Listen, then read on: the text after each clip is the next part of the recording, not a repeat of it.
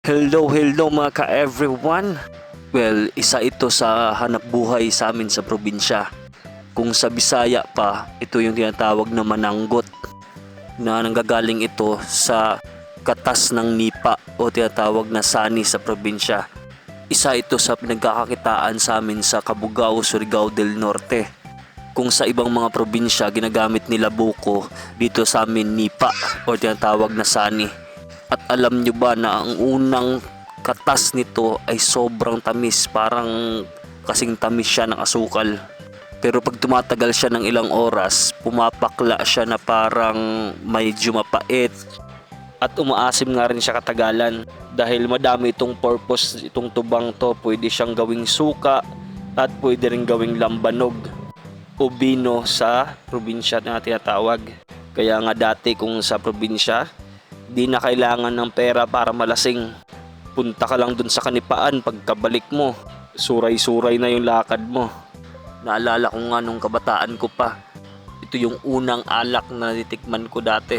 Dahil nga yung mga tito ko dati may mga sariling sanggutan.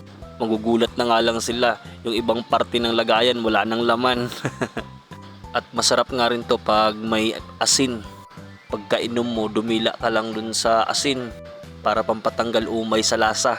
Sa ngayon, ewan ko lang kung meron pa rin silang ini-export na suka na sariling gawa talaga ng mga taga-probinsya sa Cabugao. Tikman mo nga, matamis. Ah! Tamis? Amazing! Pahingi. Dito ka lang.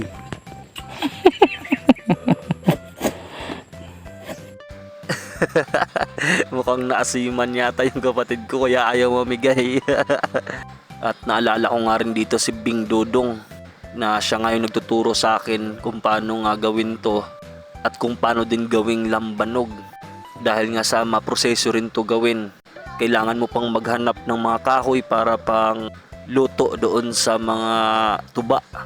Dahil yung pawis ng tubig dagat at saka yung pawis ng tuba at yung kinalabasan nun is tinatawag na nilang bino.